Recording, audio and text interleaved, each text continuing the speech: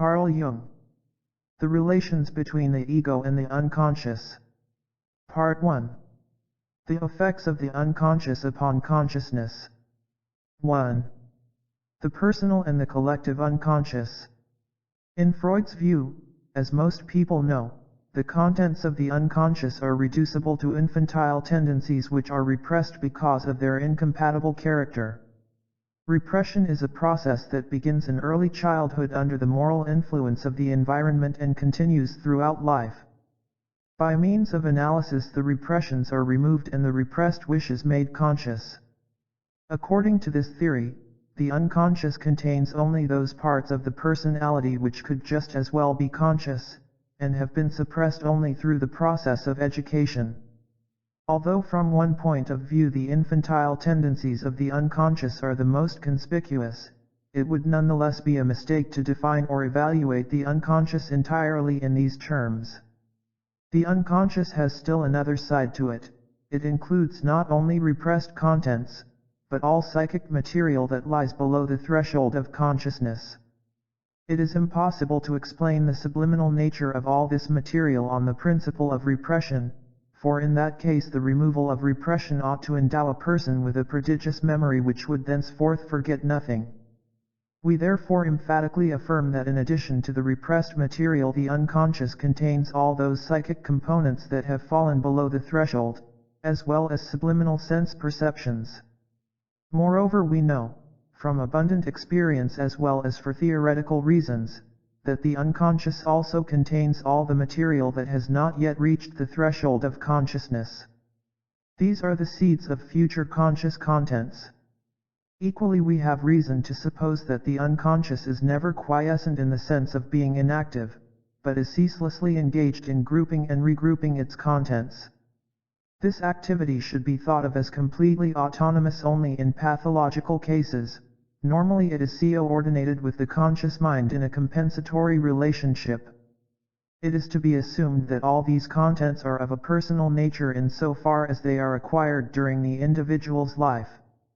Since this life is limited, the number of acquired contents in the unconscious must also be limited. This being so, it might be thought possible to empty the unconscious either by analysis or by making a complete inventory of the unconscious contents, on the ground that the unconscious cannot produce anything more than what is already known and assimilated into consciousness. We should also have to suppose, as already said, that if one could arrest the descent of conscious contents into the unconscious by doing away with repression, unconscious productivity would be paralyzed. This is possible only to a very limited extent, as we know from experience. We urge our patients to hold fast to repressed contents that have been reassociated with consciousness, and to assimilate them into their plan of life. But this procedure, as we may daily convince ourselves, makes no impression on the unconscious, since it calmly goes on producing dreams and fantasies which, according to Freud's original theory, must arise from personal repressions. If in such cases we pursue our observations systematically and without prejudice, we shall find material which, although similar in form to the previous personal contents, yet seems to contain illusions that go far beyond the personal sphere.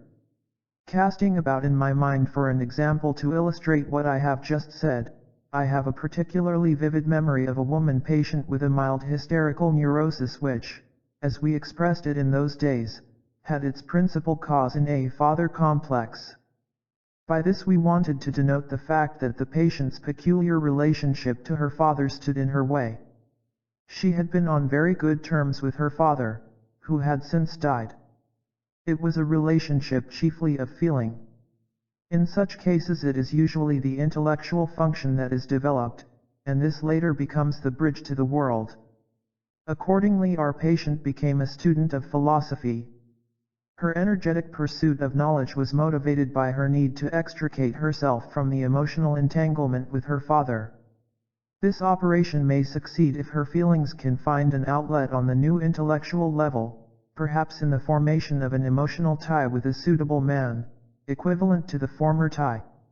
In this particular case, however, the transition refused to take place, because the patient's feelings remained suspended, oscillating between her father and a man who was not altogether suitable. The progress of her life was thus held up, and that inner disunity so characteristic of a neurosis promptly made its appearance.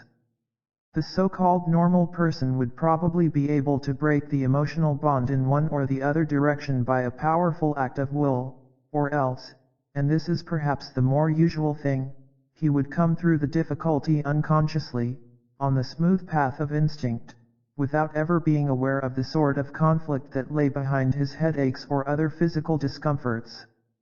But any weakness of instinct, which may have many causes, is enough to hinder a smooth unconscious transition. Then all progress is delayed by conflict, and the resulting stasis of life is equivalent to a neurosis. In consequence of the standstill, psychic energy flows off in every conceivable direction, apparently quite uselessly. For instance, there are excessive innervations of the sympathetic system, which lead to nervous disorders of the stomach and intestines, or the vagus, and consequently the heart, is stimulated, or fantasies and memories, uninteresting enough in themselves, become overvalued and prey on the conscious mind, mountains out of molehills. In this state a new motive is needed to put an end to the morbid suspension. Nature herself paves the way for this, unconsciously and indirectly, through the phenomenon of the transference. Freud. In the course of treatment the patient transfers the father imago to the doctor, thus making him, in a sense, the father, and in the sense that he is not the father, also making him a substitute for the man she cannot reach. The doctor therefore becomes both a father and a kind of lover, in other words, an object of conflict.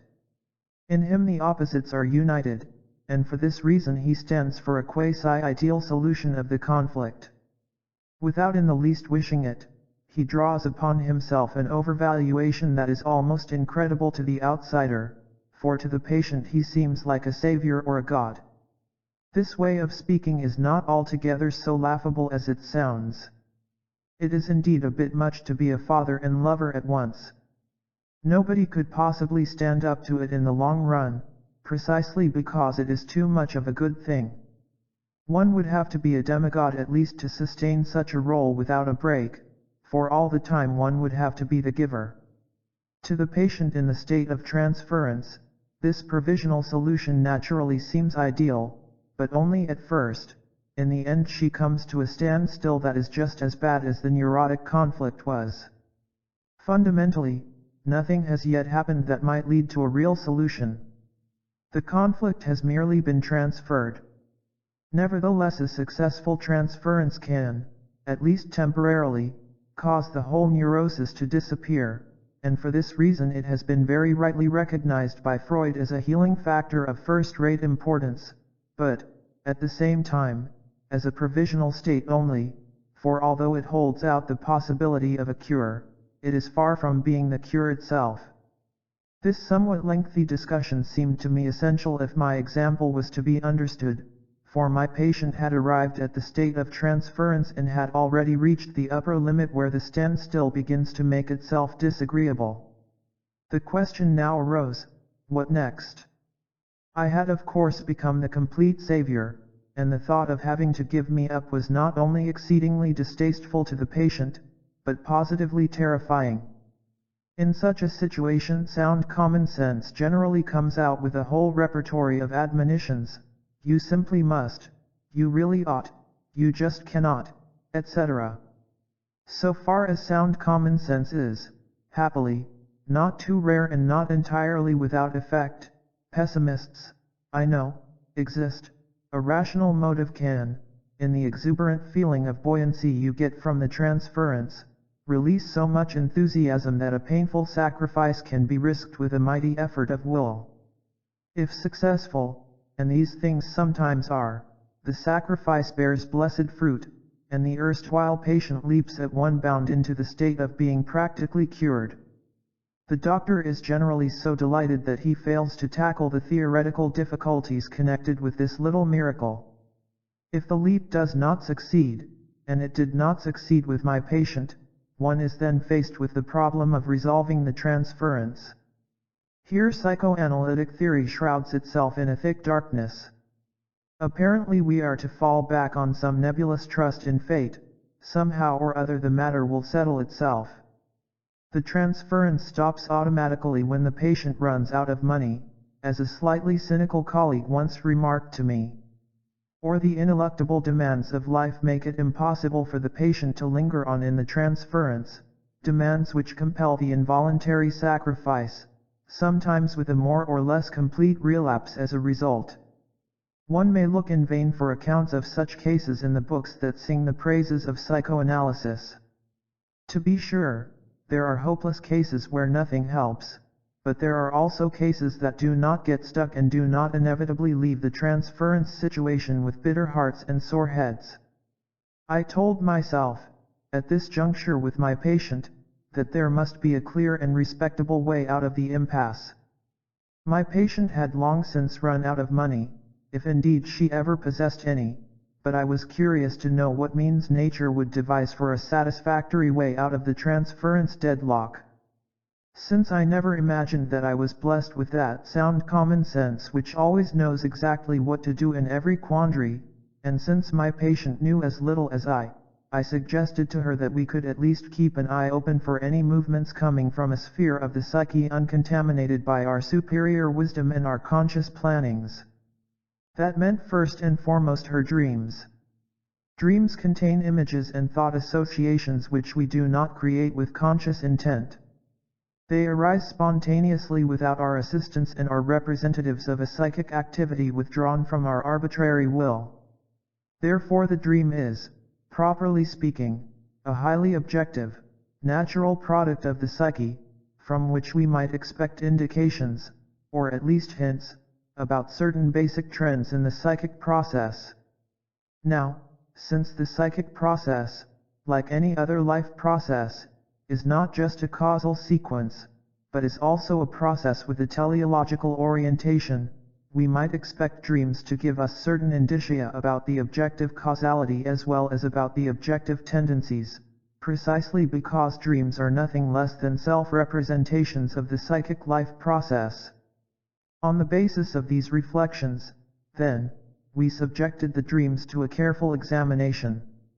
It would lead too far to quote word for word all the dreams that now followed. Let it suffice to sketch their main character. The majority referred to the person of the doctor, that is to say, the actors were unmistakably the dreamer herself and her doctor.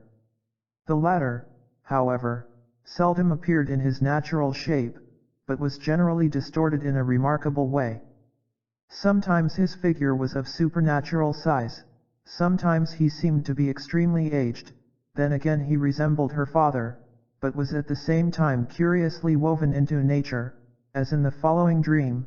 Her father, who in reality was of small stature, was standing with her on a hill that was covered with wheat fields. She was quite tiny beside him, and he seemed to her like a giant. He lifted her up from the ground and held her in his arms like a little child. The wind swept over the wheat fields, and as the wheat swayed in the wind, he rocked her in his arms. From this dream and from others like it I could discern various things. Above all I got the impression that her unconscious was holding unshakably to the idea of my being the father-lover, so that the fatal tie we were trying to undo appeared to be doubly strengthened.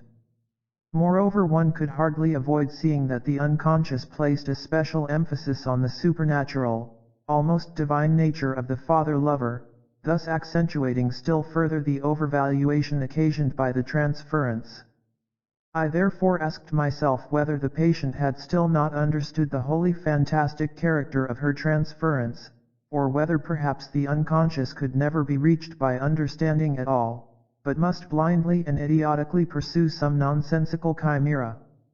Freud's idea that the unconscious can do nothing but wish, Schopenhauer's blind and aimless will, the Gnostic demiurge who in his vanity deems himself perfect and then in the blindness of his limitation creates something lamentably imperfect, all these pessimistic suspicions of an essentially negative background to the world and the soul came threateningly near.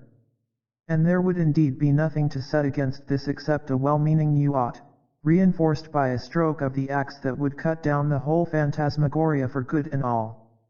But, as I turned the dreams over and over in my mind, there dawned on me another possibility. I said to myself, it cannot be denied that the dreams continue to speak in the same old metaphors with which our conversations have made the patient as well as myself sickeningly familiar. But the patient has an undoubted understanding of her transference fantasy. She knows that I appear to her as a semi-divine father-lover, and she can, at least intellectually, distinguish this from my factual reality. Therefore the dreams are obviously reiterating the conscious standpoint minus the conscious criticism, which they completely ignore. They reiterate the conscious contents, not in toto, but insist on the fantastic standpoint as opposed to sound common sense. I naturally asked myself what was the source of this obstinacy and what was its purpose? That it must have some purpose of meaning I was convinced, for there is no truly living thing that does not have a final meaning, that can in other words be explained as a mere leftover from antecedent facts.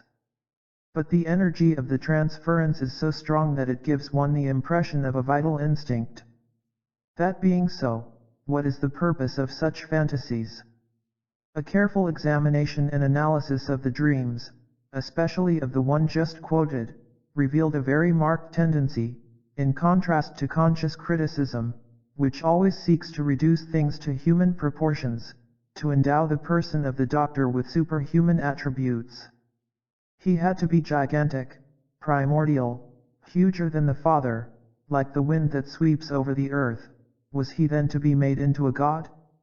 Or, I said to myself, was it rather the case that the unconscious was trying to create a god out of the person of the doctor, as it were to free a vision of God from the veils of the personal, so that the transference to the person of the doctor was no more than a misunderstanding on the part of the conscious mind, a stupid trick played by sound common sense? Was the urge of the unconscious perhaps only apparently reaching out towards the person, but in a deeper sense towards a god? Could the longing for a god be a passion welling up from our darkest, instinctual nature, a passion unswayed by any outside influences, deeper and stronger perhaps than the love for a human person? Or was it perhaps the highest and truest meaning of that inappropriate love we call transference, a little bit of real God's-man, that has been lost to consciousness ever since the 15th century? No one will doubt the reality of a passionate longing for a human person, but that a fragment of religious psychology, an historical anachronism, indeed something of a medieval curiosity, we are reminded of Mechtilde of Magdeburg, should come to light as an immediate living reality in the middle of the consulting room, and be expressed in the prosaic figure of the doctor, seems almost too fantastic to be taken seriously. A genuinely scientific attitude must be unprejudiced. The sole criterion for the validity of an hypothesis is whether or not it possesses an heuristic, i.e., explanatory, value. The question now is, can we regard the possibilities set forth above as a valid hypothesis? There is no a priori reason why it should not be just as possible that the unconscious tendencies have a goal beyond the human person, as that the unconscious can do nothing but wish. Experience alone can decide which is the more suitable hypothesis. This new hypothesis was not entirely plausible to my very critical patient. The earlier view that I was the father-lover, and as such presented an ideal solution of the conflict, was incomparably more attractive to her way of feeling. Nevertheless, her intellect was sufficiently keen to appreciate the theoretical possibility of the new hypothesis. Meanwhile, the dreams continued to disintegrate the person of the doctor and swell him to ever vaster proportions. Concurrently with this there now occurred something which at first I alone perceived, and with the utmost astonishment, namely a kind of subterranean undermining of the transference. Her relations with a certain friend deepened perceptibly, notwithstanding the fact that consciously she still clung to the transference. So that when the time came for leaving me, it was no catastrophe, but a perfectly reasonable parting. I had the privilege of being the only witness during the process of severance. I saw how the transpersonal control point developed. I cannot call it anything else. A guiding function, and step by step gathered to itself all the former personal overvaluations.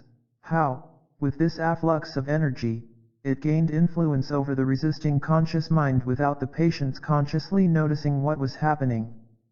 From this I realized that the dreams were not just fantasies, but self-representations of unconscious developments which allowed the psyche of the patient gradually to grow out of the pointless personal tie. This change took place, as I showed, through the unconscious development of a transpersonal control point, a virtual goal, as it were, that expressed itself symbolically in a form which can only be described as a vision of God. The dreams swelled the human person of the doctor to superhuman proportions, making him a gigantic primordial father who is at the same time the wind, and in whose protecting arms the dreamer rests like an infant. If we try to make the patient's conscious, and traditionally Christian, idea of God responsible for the divine image in the dreams, we would still have to lay stress on the distortion. In religious matters the patient had a critical and agnostic attitude, and her idea of a possible deity had long since passed into the realm of the inconceivable, i.e., had dwindled into a complete abstraction. In contrast to this, the God image of the dreams corresponded to the archaic conception of a nature daemon, something like Wotan. God is spirit, is here translated back into its original form where means wind. God is the wind, stronger and mightier than man, an invisible breath spirit. As in Hebrew ruah, so in Arabic ruh means breath and spirit. Out of the purely personal form the dreams develop an archaic God image that is infinitely far from the conscious idea of God.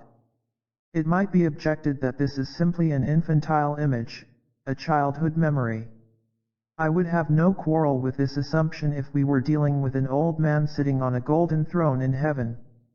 But there is no trace of any sentimentality of that kind.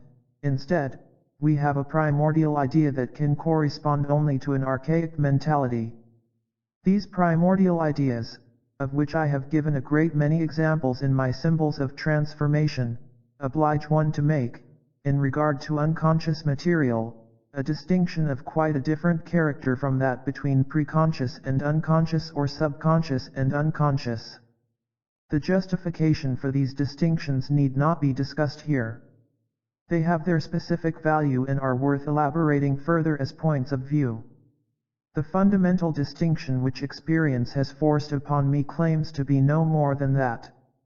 It should be evident from the foregoing that we have to distinguish in the unconscious a layer which we may call the personal unconscious. The materials contained in this layer are of a personal nature insofar as they have the character partly of acquisitions derived from the individual's life and partly of psychological factors which could just as well be conscious. It can readily be understood that incompatible psychological elements are liable to repression and therefore become unconscious. But on the other hand, this implies the possibility of making and keeping the repressed contents conscious once they have been recognized. We recognize them as personal contents because their effects, or their partial manifestation, or their source can be discovered in our personal past. They are the integral components of the personality, they belong to its inventory, and their loss to consciousness produces an inferiority in one respect or another, an inferiority, moreover, that has the psychological character not so much of an organic lesion or an inborn defect as of a lack which gives rise to a feeling of moral resentment. The sense of moral inferiority always indicates that the missing element is something which, to judge by this feeling about it, really ought not be missing, or which could be made conscious if only one took sufficient trouble. The moral inferiority does not come from a collision with the generally accepted and, in a sense, arbitrary moral law, but from the conflict with one's own self which, for reasons of psychic equilibrium, demands that the deficit be redressed. Whenever a sense of moral inferiority appears, it indicates not only a need to assimilate an unconscious component, but also the possibility of such assimilation. In the last resort it is a man's moral qualities which force him, either through direct recognition of the need or indirectly through a painful neurosis, to assimilate his unconscious self and to keep himself fully conscious. Whoever progresses along this road of self-realization must inevitably bring into consciousness the contents of the personal unconscious, thus enlarging the scope of his personality. I should add at once that this enlargement has to do primarily with one's moral consciousness, one's knowledge of oneself, for the unconscious contents that are released and brought into consciousness by analysis are usually unpleasant, which is precisely why these wishes, memories, tendencies, plans, etc. were repressed. These are the contents that are brought to light in much the same way by a thorough confession, though to a much more limited extent. The rest comes out as a rule in dream analysis. It is often very interesting to watch how the dreams fetch up the essential points, bit by bit and with the nicest choice.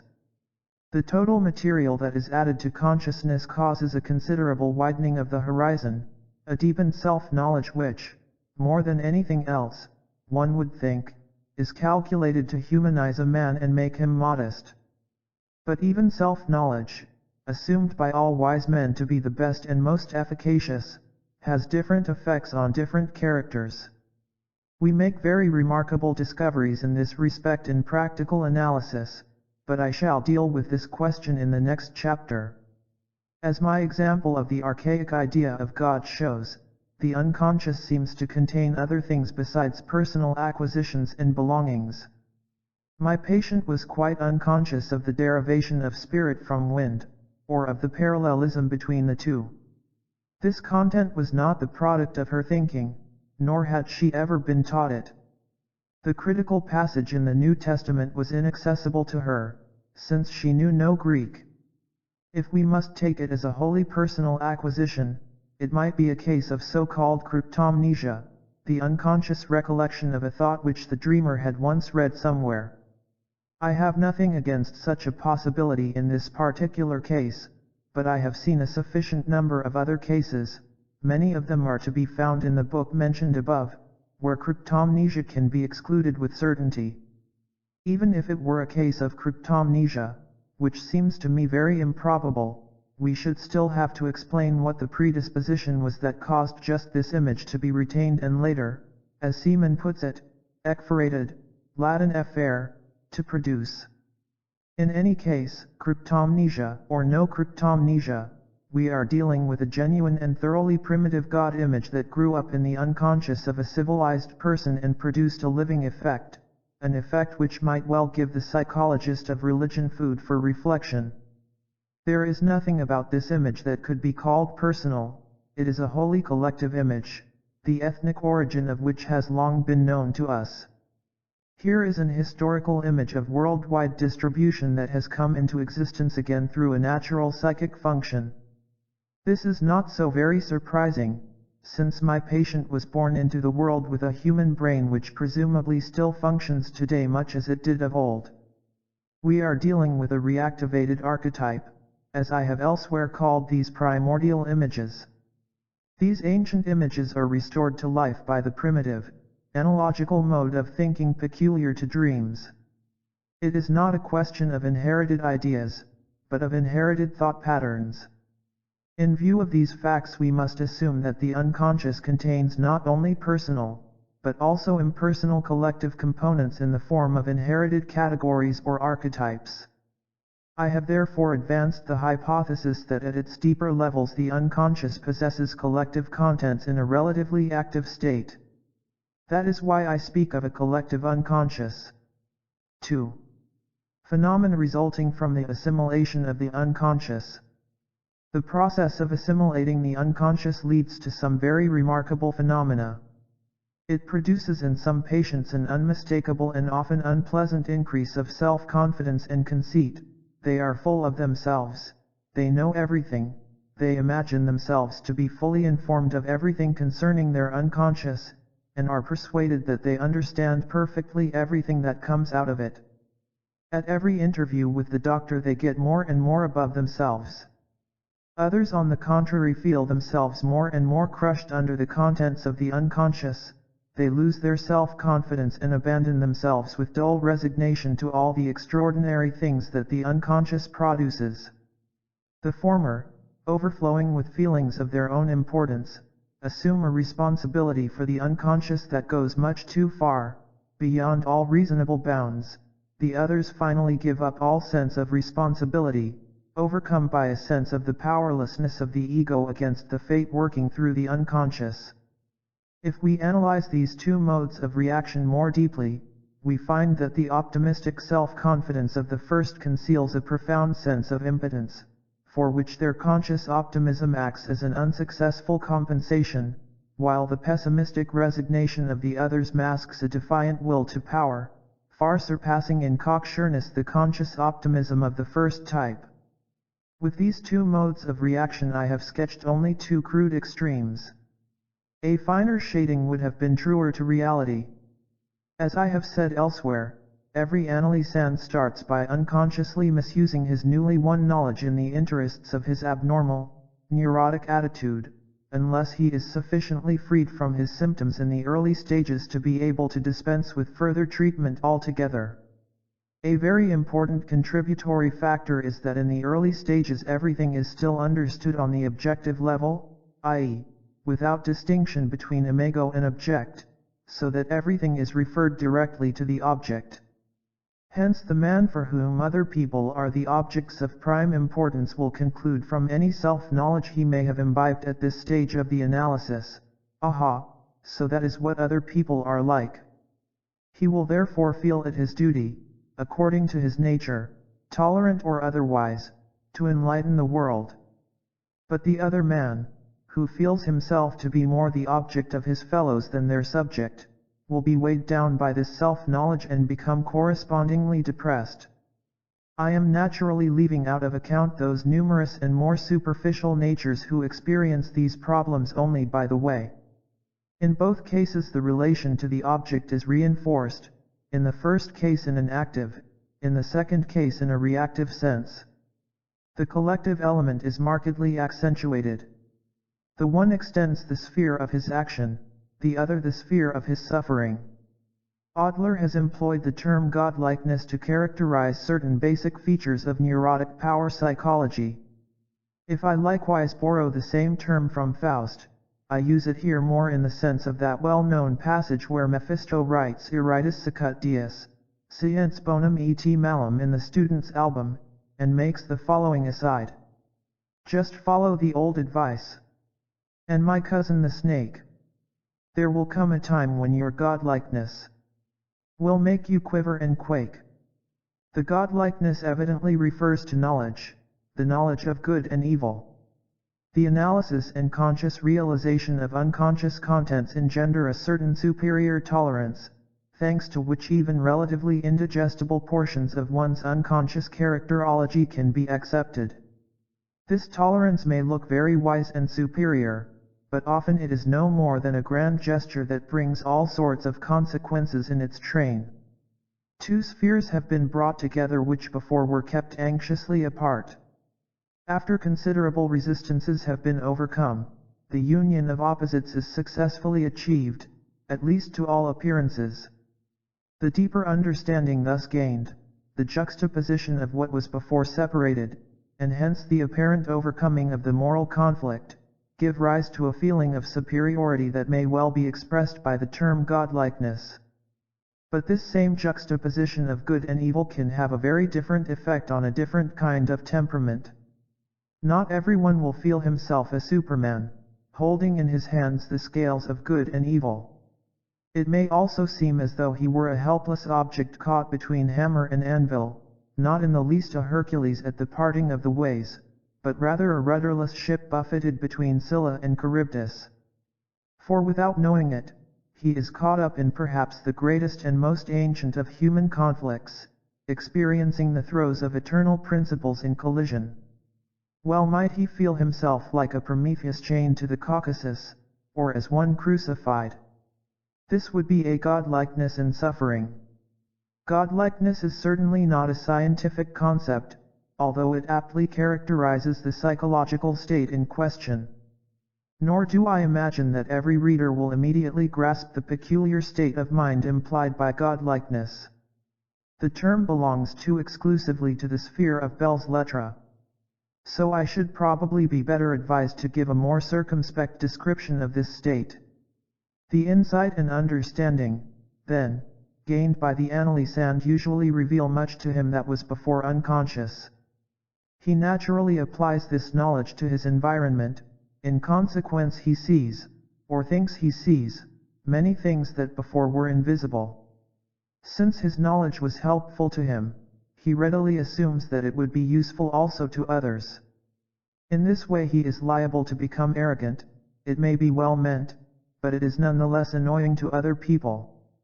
He feels as though he possesses a key that opens many, perhaps even all, doors. Psychoanalysis itself has this same bland unconsciousness of its limitations, as can clearly be seen from the way it meddles with works of art. Since human nature is not compounded wholly of light, but also abounds in shadows, the insight gained in practical analysis is often somewhat painful, the more so if, as is generally the case, one has previously neglected the other side. Hence there are people who take their newly won insight very much to heart, far too much in fact, quite forgetting that they are not unique in having a shadow side. They allow themselves to get unduly depressed and are then inclined to doubt everything, finding nothing right anywhere. That is why many excellent analysts with very good ideas can never bring themselves to publish them, because the psychic problem, as they see it, is so overwhelmingly vast that it seems to them almost impossible to tackle it scientifically. One man's optimism makes him overweening, while another's pessimism makes him over-anxious and despondent. Such are the forms which the great conflict takes when reduced to a smaller scale. But even in these lesser proportions the essence of the conflict is easily recognized. The arrogance of the one and the despondency of the other share a common uncertainty as to their boundaries. The one is excessively expanded, the other excessively contracted. Their individual boundaries are in some way obliterated. If we now consider the fact that, as a result of psychic compensation, great humility stands very close to pride, and that pride goeth before a fall, we can easily discover behind the haughtiness certain traits of an anxious sense of inferiority. In fact, we shall see clearly how his uncertainty forces the enthusiast to puff up his truths, of which he feels none too sure, and to win proselytes to his side in order that his followers may prove to himself the value and trustworthiness of his own convictions. Nor is he altogether so happy in his fund of knowledge as to be able to hold out alone. At bottom he feels isolated by it, and the secret fear of being left alone with it induces him to trot out his opinions and interpretations in and out of season, because only when convincing someone else does he feel safe from gnawing doubts. It is just the reverse with our despondent friend.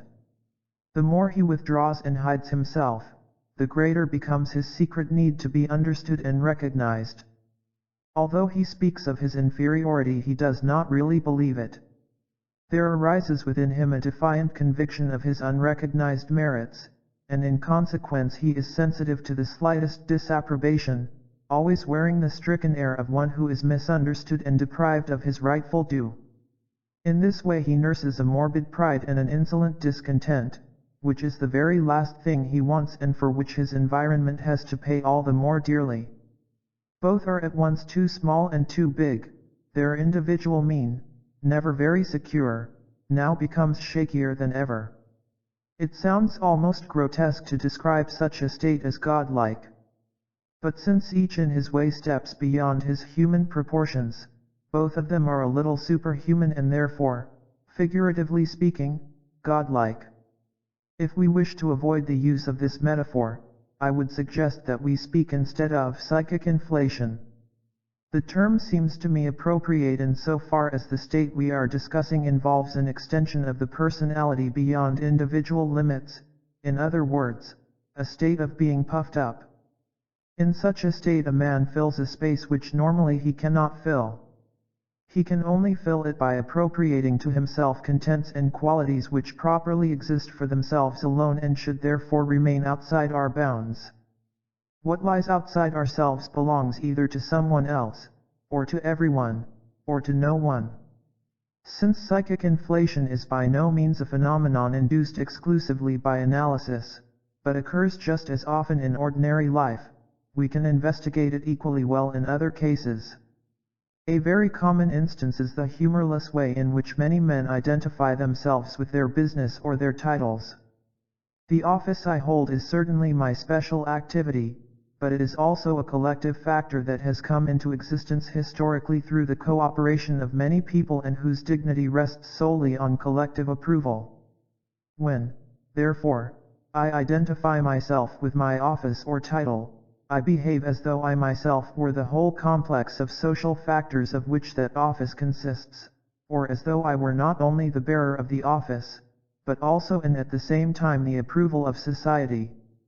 I have made an extraordinary extension of myself and have usurped qualities which are not in me but outside me. L'état c'est moi is the motto for such people. In the case of inflation through knowledge we are dealing with something similar in principle, though psychologically more subtle. Here it is not the dignity of an office that causes the inflation, but very significant fantasies. I will explain what I mean by a practical example, choosing a mental case whom I happen to know personally and who is also mentioned in a publication by Meter.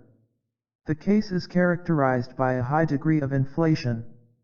In mental cases we can observe all the phenomena that are present only fleetingly in normal people, in a cruder and enlarged form. The patient suffered from paranoid dementia with megalomania. He was in telephonic communication with the Mother of God and other great ones. In human reality he was a wretched locksmith's apprentice who at the age of 19 had become incurably insane. He had never been blessed with intelligence, but he had, among other things, hit upon the magnificent idea that the world was his picture book, the pages of which he could turn at will. The proof was quite simple, he had only to turn round, and there was a new page for him to see. This is Schopenhauer's world as will, an idea in unadorned, primitive concreteness of vision. A shattering idea indeed, born of extreme alienation and seclusion from the world, but so naively and simply expressed that at first one can only smile at the grotesqueness of it. And yet this primitive way of looking lies at the very heart of Schopenhauer's brilliant vision of the world. Only a genius or a madman could so disentangle himself from the bonds of reality as to see the world as his picture book. Did the patient actually work out or build up such a vision, or did it just befall him? Or did he perhaps fall into it? His pathological disintegration and inflation point rather to the latter. It is no longer he that thinks and speaks, but it thinks and speaks within him, he hears voices. So the difference between him and Schopenhauer is that, in him, the vision remained at the stage of a mere spontaneous growth, while Schopenhauer abstracted it and expressed it in language of universal validity. In so doing he raised it out of its subterranean beginnings into the clear light of collective consciousness. But it would be quite wrong to suppose that the patient's vision had a purely personal character or value, as though it were something that belonged to him. If that were so, he would be a philosopher. A man is a philosopher of genius only when he succeeds in transmuting the primitive and merely natural vision into an abstract idea belonging to the common stock of consciousness. This achievement, and this alone, constitutes his personal value, for which he may take credit without necessarily succumbing to inflation. But the sick man's vision is an impersonal value, a natural growth against which he is powerless to defend himself, by which he is actually swallowed up and wafted clean out of the world. Far from his mastering the idea and expanding it into a philosophical view of the world, it is truer to say that the undoubted grandeur of his vision blew him up to pathological proportions. The personal value lies entirely in the philosophical achievement, not in the primary vision. To the philosopher as well this vision comes as so much increment, and is simply a part of the common property of mankind, in which, in principle, everyone has a share. The golden apples drop from the same tree, whether they be gathered by an imbecile locksmith's apprentice or by a Schopenhauer. There is, however, yet another thing to be learnt from this example, namely that these transpersonal contents are not just inert or dead matter that can be annexed at will. Rather, they are living entities which exert an attractive force upon the conscious mind. Identification with one's office or one's title is very attractive indeed, which is precisely why so many men are nothing more than the decorum accorded to them by society. In vain would one look for a personality behind the husk. Underneath all the padding one would find a very pitiable little creature. That is why the office, or whatever this outer husk may be, is so attractive. It offers easy compensation for personal deficiencies. Outer attractions, such as offices, titles, and other social regalia, are not the only things that cause inflation. These are simply impersonal quantities that lie outside in society, in the collective consciousness.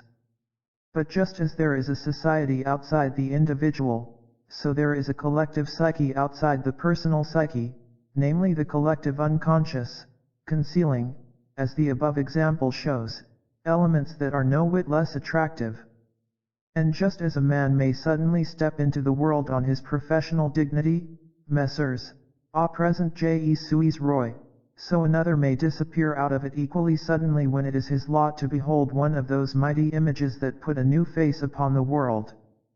These are the magical representations collectives which underlie the slogan, the catchword, and, on a higher level, the language of the poet and mystic.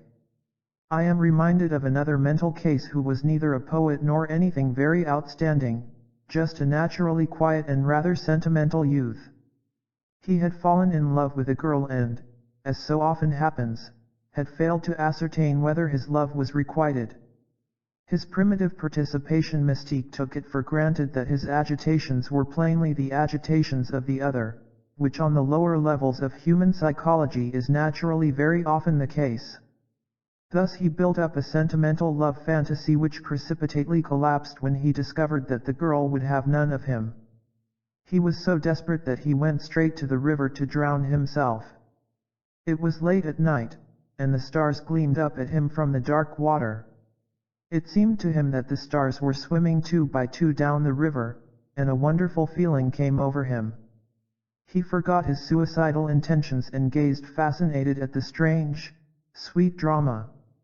And gradually he became aware that every star was a face, and that all these pairs were lovers, who were carried along locked in a dreaming embrace. An entirely new understanding came to him, all had changed, his fate, his disappointment, even his love, receded and fell away. The memory of the girl grew distant, blurred, but instead, he felt with complete certainty that untold riches were promised him. He knew that an immense treasure lay hidden for him in the neighboring observatory. The result was that he was arrested by the police at 4 o'clock in the morning, attempting to break into the observatory. What had happened? His poor head had glimpsed a Dantesque vision, whose loveliness he could never have grasped had he read it in a poem. But he saw it, and it transformed him. What had hurt him most was now far away, a new and undreamed-of world of stars, tracing their silent courses far beyond this grievous earth, had opened out to him the moment he crossed Proserpine's threshold. The intuition of untold wealth, and could any fail to be touched by this thought, came to him like a revelation. For his poor turnip head it was too much. He did not drown in the river, but in an eternal image, and its beauty perished with him. Just as one man may disappear in his social role, so another may be engulfed in an inner vision and be lost to his surroundings. Many fathomless transformations of personality, like sudden conversions and other far-reaching changes of mind, originate in the attractive power of a collective image, which, as the present example shows, can cause such a high degree of inflation that the entire personality is disintegrated.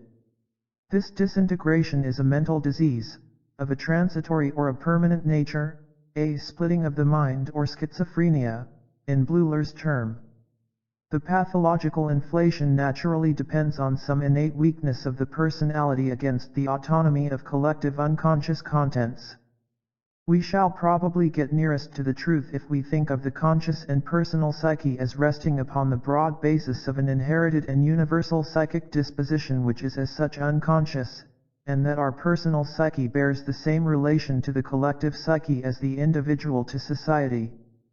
But equally, just as the individual is not merely a unique and separate being, but is also a social being, so the human psyche is not a self-contained and wholly individual phenomenon, but also a collective one.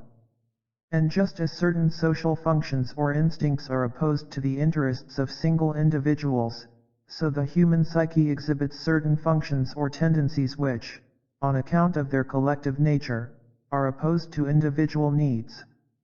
The reason for this is that every man is born with a highly differentiated brain and is thus assured of a wide range of mental functioning which is neither developed ontogenetically nor acquired.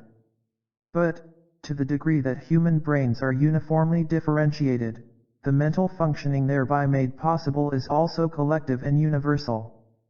This explains, for example, the interesting fact that the unconscious processes of the most widely separated peoples and races show a quite remarkable correspondence, which displays itself, among other things, in the extraordinary but well-authenticated analogies between the forms and motifs of autochthonous myths. The universal similarity of human brains leads to the universal possibility of a uniform mental functioning. This functioning is the collective psyche. Inasmuch as there are differentiations corresponding to race, tribe, and even family, there is also a collective psyche limited to race, tribe, and family over and above the universal collective psyche.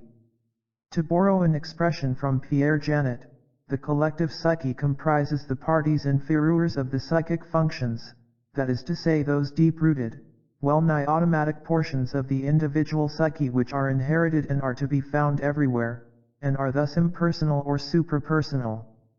Consciousness plus the personal unconscious constitutes the parties superiors of the psychic functions, those portions, therefore, that are developed ontogenetically and acquired. Consequently, the individual who annexes the unconscious heritage of the collective psyche to what has accrued to him in the course of his ontogenetic development, as though it were part of the latter, enlarges the scope of his personality in an illegitimate way and suffers the consequences. In so far as the collective psyche comprises the parties inferiors of the psychic functions and thus forms the basis of every personality, it has the effect of crushing and devaluing the personality. This shows itself either in the aforementioned stifling of self-confidence or else in an unconscious heightening of the ego's importance to the point of a pathological will to power. By raising the personal unconscious to consciousness, the analysis makes the subject aware of things which he is generally aware of in others, but never in himself. This discovery makes him therefore less individually unique, and more collective. His collectivization is not always a step to the bad, it may sometimes be a step to the good. There are people who repress their good qualities and consciously give free rein to their infantile desires. The lifting of personal repressions at first brings purely personal contents into consciousness, but attached to them are the collective elements of the unconscious, the ever-present instincts, qualities, and ideas, images, as well as all those statistical quotas of average virtue and average vice which we recognize when we say, everyone has in him something of the criminal, the genius, and the saint. Thus a living picture emerges, containing pretty well everything that moves upon the checkerboard of the world, the good and the bad, the fair and the foul. A sense of solidarity with the world is gradually built up, which is felt by many natures as something very positive and in certain cases actually is the deciding factor in the treatment of neurosis. I have myself seen cases who, in this condition, managed for the first time in their lives to arouse love, and even to experience it themselves. Or, by daring to leap into the unknown, they get involved in the very fate for which they were suited. I have seen not a few who, taking this condition as final, remained for years in a state of enterprising euphoria. I have often heard such cases referred to as shining examples of analytical therapy. But I must point out that cases of this euphoric and enterprising type are so utterly lacking in differentiation from the world that nobody could pass them as fundamentally cured. To my way of thinking, they are as much cured as not cured. I have had occasion to follow up the lives of such patients, and it must be owned that many of them showed symptoms of maladjustment, which, if persisted in, gradually leads to the sterility and monotony so characteristic of those who have divested themselves of their egos. Here too I am speaking of the borderline cases, and not of the less valuable, normal, average folk for whom the question of adaptation is more technical than problematical. If I were more of a therapist than an investigator, I would naturally be unable to check a certain optimism of judgment, because my eyes would then be glued to the number of cures. But my conscience as an investigator is concerned not with quantity but with quality. Nature is aristocratic, and one person of value outweighs 10 lesser ones. My eye followed the valuable people, and from them I learned the dubiousness of the results of a purely personal analysis, and also to understand the reasons for this dubiousness. If, through assimilation of the unconscious, we make the mistake of including the collective psyche in the inventory of personal psychic functions, a dissolution of the personality into its paired opposites inevitably follows. Besides the pair of opposites already discussed, megalomania and the sense of inferiority, which are so painfully evident in neurosis, there are many others, from which I will single out only the specifically moral pair of opposites, namely good and evil. The specific virtues and vices of humanity are contained in the collective psyche like everything else. One man arrogates collective virtue to himself as his personal merit, another takes collective vice as his personal guilt. Both are as illusory as the megalomania and the inferiority, because the imaginary virtues and the imaginary wickednesses are simply the moral pair of opposites contained in the collective psyche, which have become perceptible or have been rendered conscious artificially. How much these paired opposites are contained in the collective psyche is exemplified by primitives. One observer will extol the greatest virtues in them, while another will record the very worst impressions of the self-same tribe.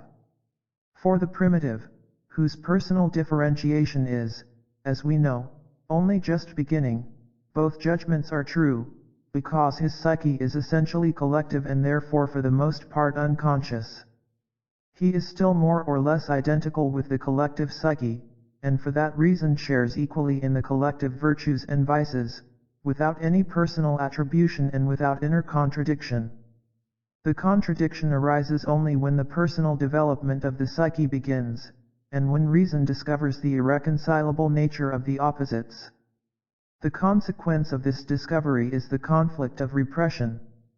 We want to be good, and therefore must repress evil, and with that the paradise of the collective psyche comes to an end.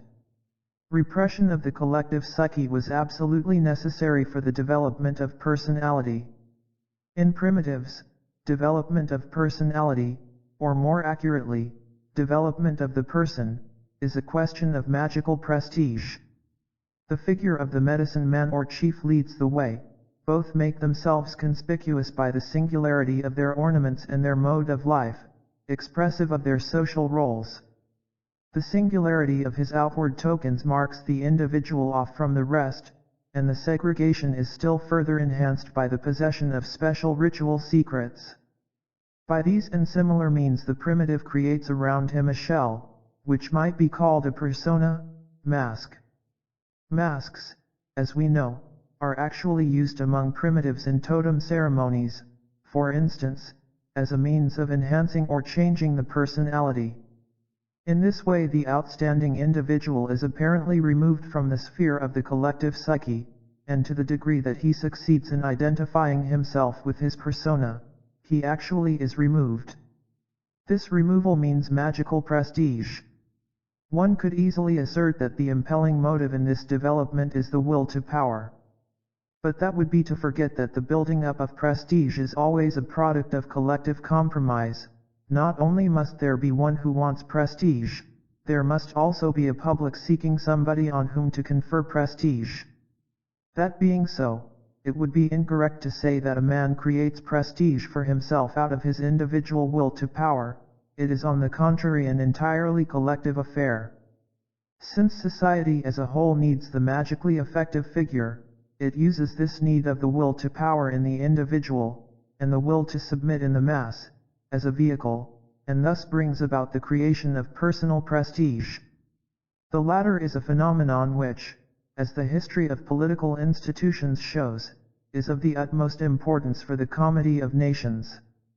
The importance of personal prestige can hardly be overestimated, because the possibility of regressive dissolution in the collective psyche is a very real danger, not only for the outstanding individual but also for his followers. This possibility is most likely to occur when the goal of prestige, universal recognition, has been reached. The person then becomes a collective truth, and that is always the beginning of the end. To gain prestige is a positive achievement not only for the outstanding individual but also for the clan. The individual distinguishes himself by his deeds, the many by their renunciation of power.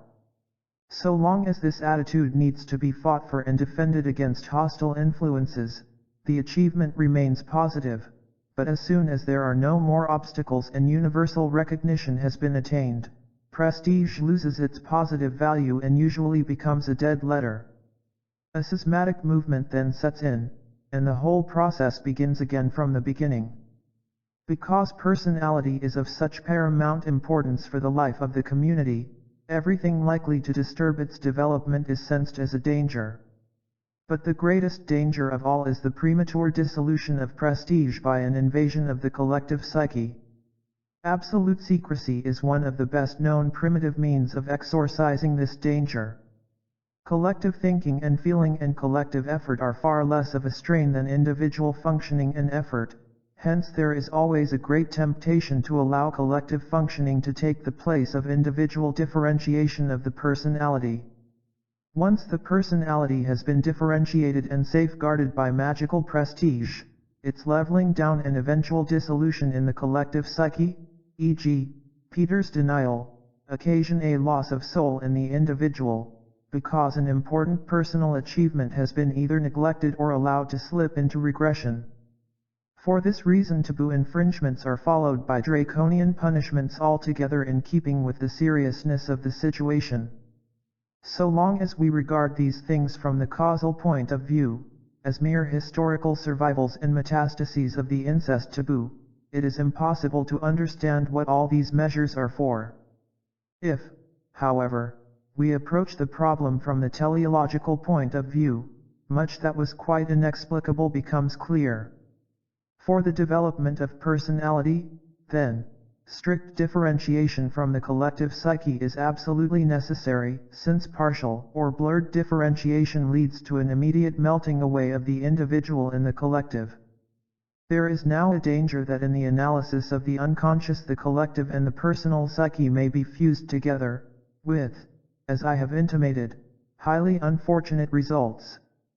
These results are injurious both to the patient's life feeling and to his fellow men, if he has any influence at all on his environment.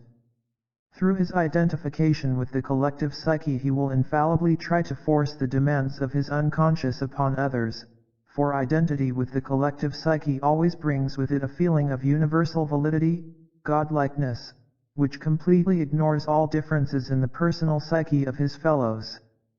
The feeling of universal validity comes, of course, from the universality of the collective psyche. A collective attitude naturally presupposes this same collective psyche in others. But that means a ruthless disregard not only of individual differences but also of differences of a more general kind within the collective psyche itself, as for example differences of race. This disregard for individuality obviously means the suffocation of the single individual, as a consequence of which the element of differentiation is obliterated from the community.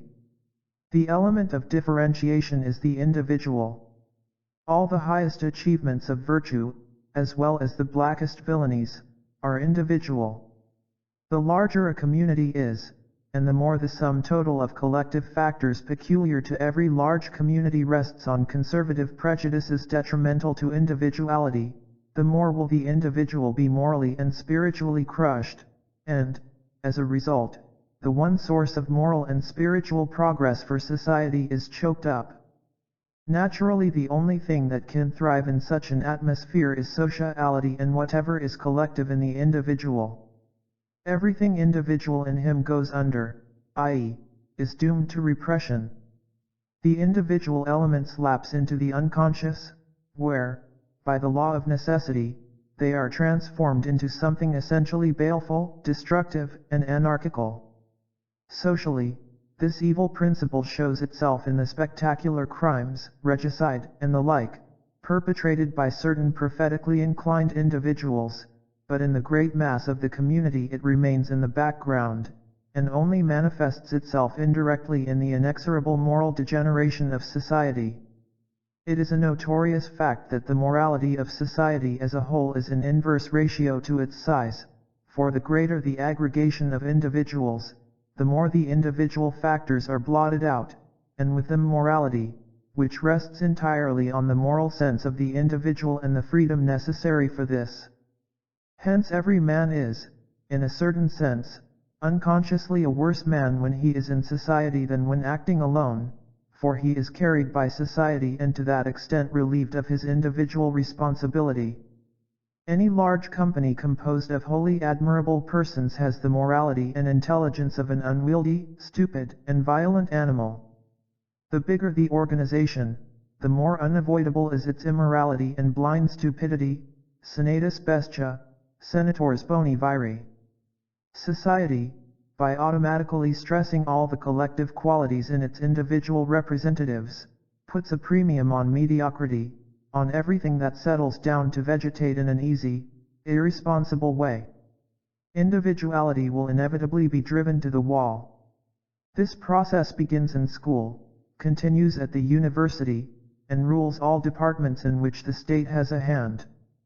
In a small social body, the individuality of its members is better safeguarded, and the greater is their relative freedom and the possibility of conscious responsibility.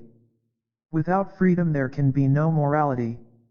Our admiration for great organizations dwindles when once we become aware of the other side of the wonder, the tremendous piling up and accentuation of all that is primitive in man, and the unavoidable destruction of his individuality in the interests of the monstrosity that every great organization in fact is.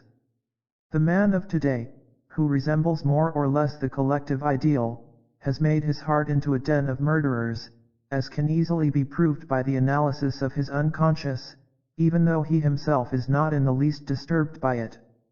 And in so far as he is normally adapted to his environment, it is true that the greatest infamy on the part of his group will not disturb him, so long as the majority of his fellows steadfastly believe in the exalted morality of their social organization. Now, all that I have said here about the influence of society upon the individual is identically true of the influence of the collective unconscious upon the individual psyche. But, as is apparent from my examples, the latter influence is as invisible as the former is visible. Hence it is not surprising that its inner effects are not understood, and that those to whom such things happen are called pathological freaks and treated as crazy. If one of them happened to be a real genius, the fact would not be noted until the next generation or the one after. So obvious does it seem to us that a man should drown in his own dignity, so utterly incomprehensible that he should seek anything other than what the mob wants, and that he should vanish permanently from view in this other. One could wish both of them a sense of humor, that, according to Schopenhauer, truly divine attribute of man which alone befits him to maintain his soul and freedom. The collective instincts and fundamental forms of thinking and feeling whose activity is revealed by the analysis of the unconscious constitute, for the conscious personality, an acquisition which it cannot assimilate without considerable disturbance. It is therefore of the utmost importance in practical treatment to keep the integrity of the personality constantly in mind. For, if the collective psyche is taken to be the personal possession of the individual, it will result in a distortion or an overloading of the personality which is very difficult to deal with. Hence it is imperative to make a clear distinction between personal contents and those of the collective psyche. This distinction is far from easy, because the personal grows out of the collective psyche and is intimately bound up with it. So it is difficult to say exactly what contents are to be called personal and what collective. There is no doubt, for instance, that archaic symbolisms such as we frequently find in fantasies and dreams are collective factors. All basic instincts and basic forms of thinking and feeling are collective. Everything that all men agree in regarding as universal is collective. Likewise, everything that is universally understood, universally found, universally said, and done. On closer examination, one is always astonished to see how much of our so-called individual psychology is really collective. So much, indeed, that the individual traits are completely overshadowed by it. Since, however, individuation is an ineluctable psychological necessity, we can see from the ascendancy of the collective what very special attention must be paid to this delicate plant individuality if it is not to be completely smothered. Human beings have one faculty which, though it is of the greatest utility for collective purposes, is most pernicious for individuation, and that is the faculty of imitation. Collective psychology cannot dispense with imitation, for without it all mass organizations, the state, and the social order, are impossible. Society is organized, indeed, less by law than by the propensity to imitation, implying equally suggestibility, suggestion, and mental contagion. But we see every day how people use, or rather abuse, the mechanism of imitation for the purpose of personal differentiation. They are content to ape some eminent personality, some striking characteristic or mode of behavior, thereby achieving an outward distinction from the circle in which they move. We could almost say that as a punishment for this, the uniformity of their minds with those of their neighbors, already real enough, is intensified into an unconscious, compulsive bondage to the environment. As a rule, these specious attempts at individual differentiation stiffen into a pose, and the imitator remains at the same level as he always was, only several degrees more sterile than before. To find out what is truly individual in ourselves, profound reflection is needed, and suddenly we realize how uncommonly difficult the discovery of individuality is. 3. The persona as a segment of the collective psyche. In this chapter we come to a problem which, if overlooked, is liable to cause the greatest confusion. It will be remembered that in the analysis of the personal unconscious, the first things to be added to consciousness are the personal contents, and I suggested that these contents, which have been repressed but are capable of becoming conscious, should be called the personal unconscious. I also showed that to annex the deeper layers of the unconscious, which I have called the collective unconscious, produces an enlargement of the personality leading to the state of inflation. This state is reached by simply continuing the analytical work, as in the case of the young woman discussed above. By continuing the analysis we add to the personal consciousness certain fundamental, general, and impersonal characteristics of humanity, thereby bringing about the inflation I have just described, which might be regarded as one of the unpleasant consequences of becoming fully conscious. From this point of view, the conscious personality is a more or less arbitrary segment of the collective psyche. It consists in a sum of psychic facts that are felt to be personal. The attribute personal means, pertaining exclusively to this particular person. A consciousness that is purely personal stresses its proprietary and original right to its contents with a certain anxiety, and in this way seeks to create a whole. But all those contents that refuse to fit into this whole are either overlooked and forgotten or repressed and denied. This is one way of educating oneself, but it is too arbitrary and too much of a violation. Far too much of our common humanity has to be sacrificed in the interests of an ideal image into which one tries to mold oneself. Hence these purely personal people are always very sensitive, for something may easily happen that will bring into consciousness an unwelcome portion of their real, individual, character. This arbitrary segment of collective psyche, often fashioned with considerable pains, I have called the persona. The term persona is really a very appropriate expression for this, for originally it meant the mask once worn by actors to indicate the role they played. If we endeavor to draw a precise distinction between what psychic material should be considered personal, and what impersonal, we soon find ourselves in the greatest dilemma, for by definition we have to say of the persona's contents what we have said of the impersonal unconscious, namely, that it is collective. It is only because the persona represents a more or less arbitrary and fortuitous segment of the collective psyche that we can make the mistake of regarding it in toto as something individual. It is, as its name implies, only a mask of the collective psyche, a mask that feigns individuality, making others and oneself believe that one is individual, whereas one is simply acting a role through which the collective psyche speaks. When we analyze the persona we strip off the mask, and discover that what seemed to be individual is at bottom collective, in other words, that the persona was only a mask of the collective psyche. Fundamentally the persona is nothing real, it is a compromise between individual and society as to what a man should appear to be. He takes a name, earns a title, exercises a function, he is this or that.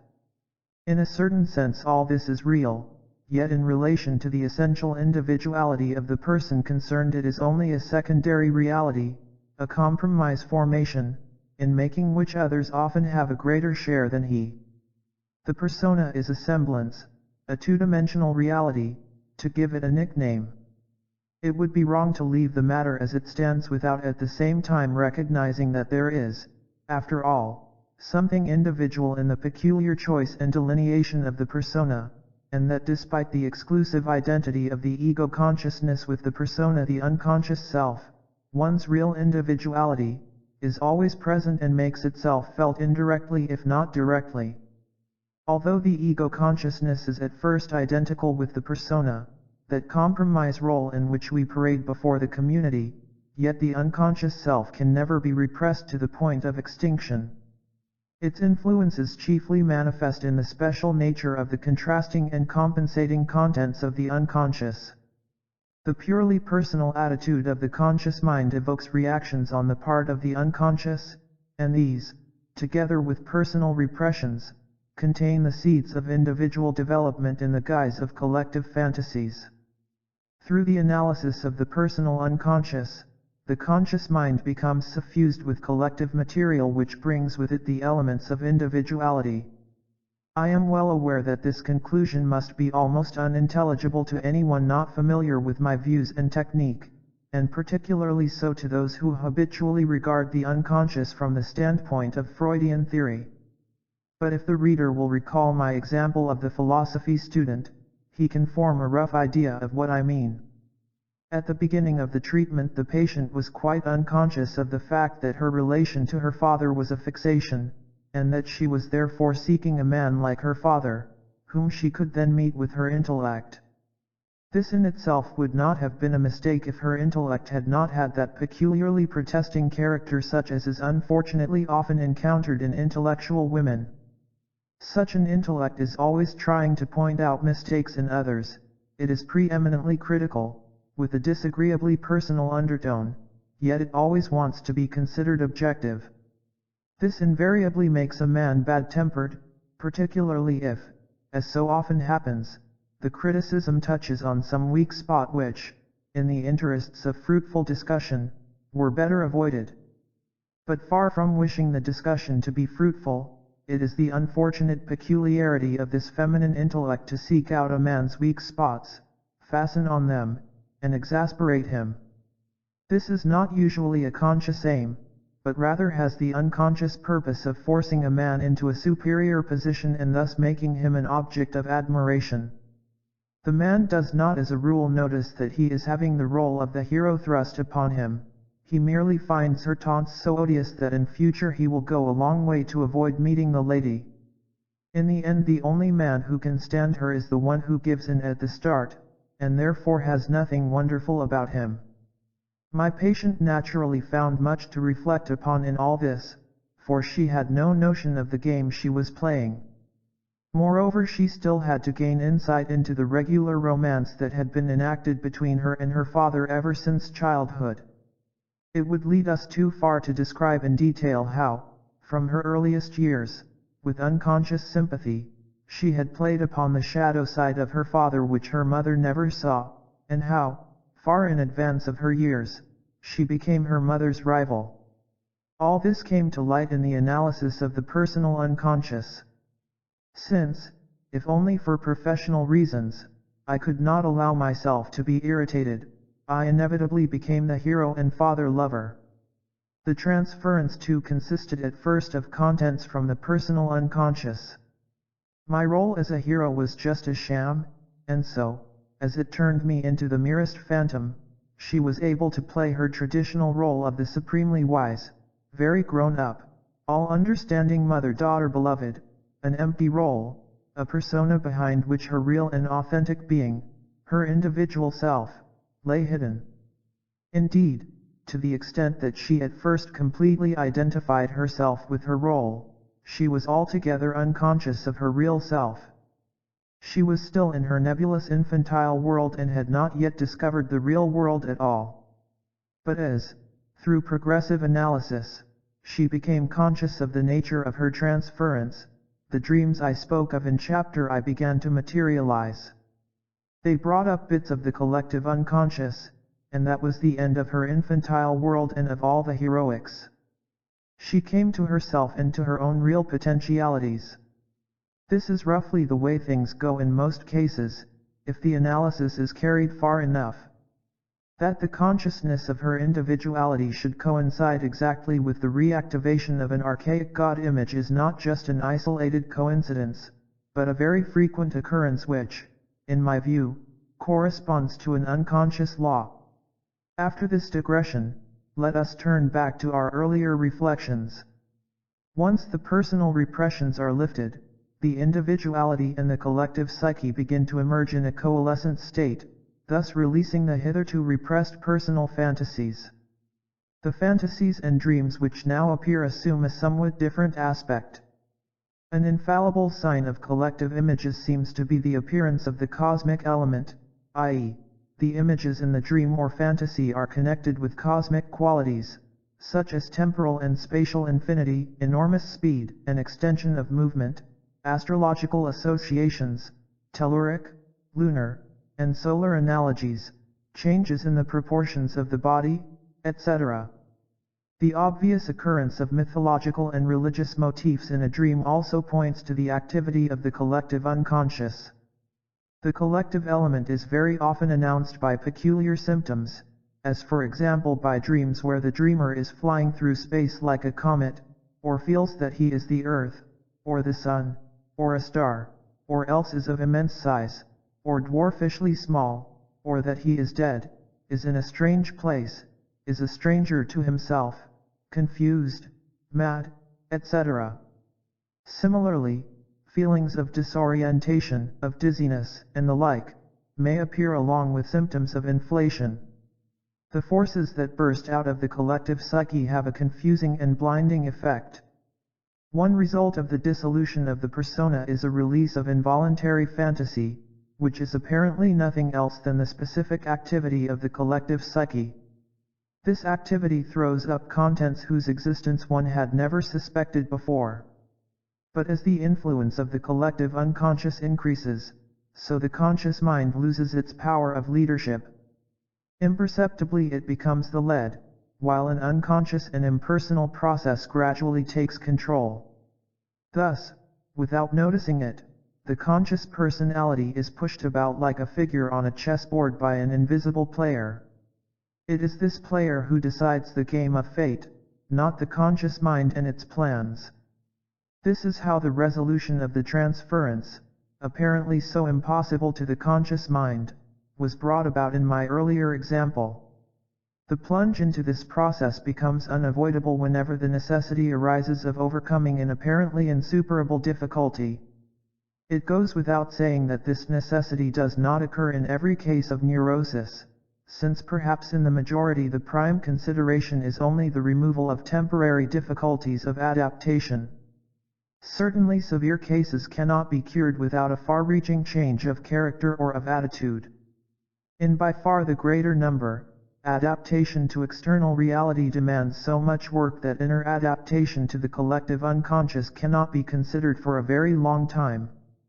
But when this inner adaptation becomes a problem, a strange, irresistible attraction proceeds from the unconscious and exerts a powerful influence on the conscious direction of life.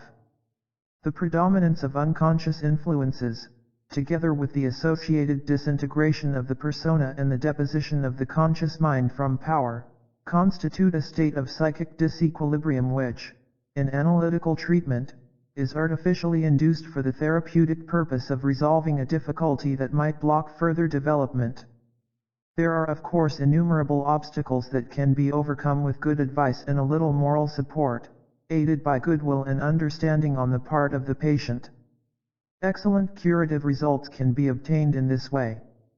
Cases are not uncommon where there is no need to breathe a word about the unconscious. But again, there are difficulties for which one can foresee no satisfactory solution. If in these cases the psychic equilibrium is not already disturbed before treatment begins, it will certainly be upset during the analysis, and sometimes without any interference by the doctor. It often seems as though these patients had only been waiting to find a trustworthy person in order to give up and collapse. Such a loss of balance is similar in principle to a psychotic disturbance, that is, it differs from the initial stages of mental illness only by the fact that it leads in the end to greater health, while the latter leads to yet greater destruction. It is a condition of panic, a letting go in face of apparently hopeless complications. Mostly it was preceded by desperate efforts to master the difficulty by force of will, then came the collapse, and the once guiding will crumbles completely. The energy thus freed disappears from consciousness and falls into the unconscious. As a matter of fact, it is at these moments that the first signs of unconscious activity appear. I am thinking of the example of that young man who was weak in the head. Obviously the energy that fell away from consciousness has activated the unconscious. The immediate result is a change of attitude. One can easily imagine that a stronger head would have taken that vision of the stars as a healing apparition, and would have looked upon human suffering sub specie aeternitatis, in which case his senses would have been restored. Had this happened, an apparently insurmountable obstacle would have been removed. Hence I regard the loss of balance as purposive, since it replaces a defective consciousness by the automatic and instinctive activity of the unconscious, which is aiming all the time at the creation of a new balance and will moreover achieve this aim, provided that the conscious mind is capable of assimilating the contents produced by the unconscious, i.e., of understanding and digesting them. If the unconscious simply rides roughshod over the conscious mind, a psychotic condition develops. If it can neither completely prevail nor yet be understood, the result is a conflict that cripples all further advance. But with this question, namely the understanding of the collective unconscious, we come to a formidable difficulty which I have made the theme of my next chapter. Part 2. Individuation. 1. The function of the unconscious. There is a destination, a possible goal, beyond the alternative stages dealt with in our last chapter. That is the way of individuation. Individuation means becoming an individual, and, in so far as individuality embraces our innermost, last, and incomparable uniqueness, it also implies becoming one's own self. We could therefore translate individuation as coming to selfhood or self-realization. The possibilities of development discussed in the preceding chapters were, at bottom, alienations of the self, ways of divesting the self of its reality in favor of an external role or in favor of an imagined meaning. In the former case the self retires into the background and gives place to social recognition, in the latter, to the autosuggestive meaning of a primordial image. In both cases the collective has the upper hand. Self-alienation in favor of the collective corresponds to a social ideal, it even passes for social duty and virtue, although it can also be misused for egotistical purposes. Egoists are called selfish, but this, naturally, has nothing to do with the concept of self as I am using it here. On the other hand, self-realization seems to stand in opposition to self-alienation. This misunderstanding is quite general, because we do not sufficiently distinguish between individualism and individuation. Individualism means deliberately stressing and giving prominence to some supposed peculiarity rather than to collective considerations and obligations. But individuation means precisely the better and more complete fulfillment of the collective qualities of the human being, since adequate consideration of the peculiarity of the individual is more conducive to a better social performance than when the peculiarity is neglected or suppressed. The idiosyncrasy of an individual is not to be understood as any strangeness in his substance or in his components, but rather as a unique combination, or gradual differentiation, of functions and faculties which in themselves are universal. Every human face has a nose, 2 eyes, etc., but these universal factors are variable, and it is this variability which makes individual peculiarities possible. Individuation, therefore, can only mean a process of psychological development that fulfills the individual qualities given. In other words, it is a process by which a man becomes the definite, unique being he in fact is. In so doing he does not become selfish in the ordinary sense of the word, but is merely fulfilling the peculiarity of his nature, and this, as we have said, is vastly different from egotism or individualism. Now insofar as the human individual, as a living unit, is composed of purely universal factors, he is wholly collective and therefore in no sense opposed to collectivity. Hence the individualistic emphasis on one's own peculiarity is a contradiction of this basic fact of the living being. Individuation, on the other hand, aims at a living cooperation of all factors. But since the universal factors always appear only in individual form, a full consideration of them will also produce an individual effect, and one which cannot be surpassed by anything else, least of all by individualism. The aim of individuation is nothing less than to divest the self of the false wrappings of the persona on the one hand, and of the suggestive power of primordial images on the other. From what has been said in the previous chapters it should be sufficiently clear what the persona means psychologically. But when we turn to the other side, namely to the influence of the collective unconscious, we find we are moving in a dark interior world that is vastly more difficult to understand than the psychology of the persona, which is accessible to everyone. Everyone knows what is meant by putting on official airs or playing a social role.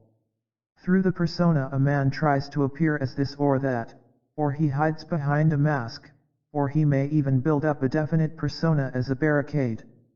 So the problem of the persona should present no great intellectual difficulties. It is, however, another thing to describe, in a way that can be generally understood, those subtle inner processes which invade the conscious mind with such suggestive force. Perhaps we can best portray these influences with the help of examples of mental illness, creative inspiration, and religious conversion. A most excellent account, taken from life, so to speak, of such an inner transformation is to be found in H. G. Wells' Christina Alberta's Father. Changes of a similar kind are described in Leon Daudet's eminently readable El Heredo. A wide range of material is contained in William James' Varieties of Religious Experience. Although in many cases of this kind there are certain external factors which either directly condition the change, or at least provide the occasion for it, yet it is not always the case that the external factor offers a sufficient explanation of these changes of personality. We must recognize the fact that they can also arise from subjective inner causes, opinions, convictions, where external stimuli play no part at all, or a very insignificant one. In pathological changes of personality this can even be said to be the rule. The cases of psychosis that present a clear and simple reaction to some overwhelming outside event belong to the exceptions. Hence, for psychiatry, the essential etiological factor is the inherited or acquired pathological disposition. The same is probably true of most creative intuitions, for we are hardly likely to suppose a purely causal connection between the falling apple and Newton's theory of gravitation. Similarly, all religious conversions that cannot be traced back directly to suggestion and contagious example rest upon independent interior processes culminating in a change of personality. As a rule, these processes have the peculiarity of being subliminal, i.e., unconscious, in the first place, and of reaching consciousness only gradually. The moment of eruption can, however, be very sudden, so that consciousness is instantaneously flooded with extremely strange and apparently quite unsuspected contents. That is how it looks to the layman and even to the person concerned, but the experienced observer knows that psychological events are never sudden. In reality, the eruption has been preparing for many years, often for half a lifetime, and already in childhood all sorts of remarkable signs could have been detected which, in more or less symbolic fashion, hinted at abnormal future developments. I am reminded, for instance, of a mental case who refused all nourishment and created quite extraordinary difficulties in connection with nasal feeding. In fact, an anesthetic was necessary before the tube could be inserted. The patient was able in some remarkable way to swallow his tongue by pressing it back into the throat, a fact that was quite new and unknown to me at the time. In a lucid interval I obtained the following history from the man. As a boy he had often revolved in his mind the idea of how he could take his life, even if every conceivable measure were employed to prevent him. He first tried to do it by holding his breath, until he found that by the time he was in a semi-conscious state he had already begun to breathe again. So he gave up these attempts and thought, perhaps it would work if he refused food. This fantasy satisfied him until he discovered that food could be poured into him through the nasal cavity. He therefore considered how this entrance might be closed, and thus it was that he hit upon the idea of pressing his tongue backwards. At first he was unsuccessful, and so he began a regular training, until at last he succeeded in swallowing his tongue in much the same way as sometimes happens accidentally during anesthesia, evidently in his case by artificially relaxing the muscles at the root of the tongue. In this strange manner the boy paved the way for his future psychosis. After the second attack he became incurably insane. This is only one example among many others, but it suffices to show how the subsequent, apparently sudden eruption of alien contents is really not sudden at all, but is rather the result of an unconscious development that has been going on for years. The great question now is, in what do these unconscious processes consist? And how are they constituted? Naturally, so long as they are unconscious, nothing can be said about them. But sometimes they manifest themselves, partly through symptoms, partly through actions, opinions, affects, fantasies, and dreams. Aided by such observational material we can draw indirect conclusions as to the momentary state and constitution of the unconscious processes and their development. We should not, however, labor under the illusion that we have now discovered the real nature of the unconscious processes. We never succeed in getting further than the hypothetical as if. No mortal mind can plumb the depths of nature, nor even the depths of the unconscious. We do know, however, that the unconscious never rests. It seems to be always at work, for even when asleep we dream.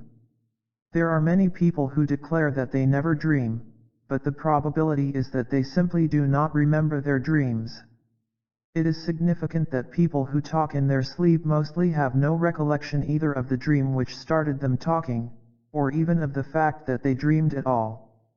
Not a day passes but we make some slip of the tongue, or something slips our memory which at other times we know perfectly well, or we are seized by a mood whose cause we cannot trace, etc.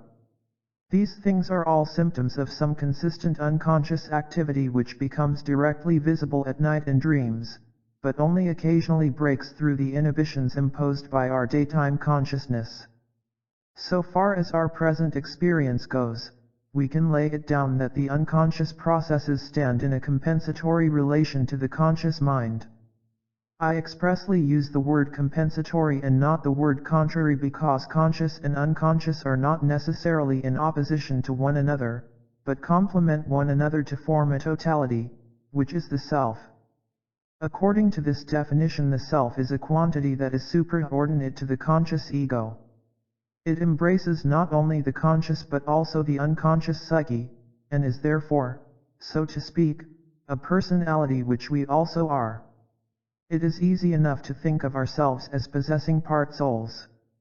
Thus we can, for instance, see ourselves as a persona without too much difficulty.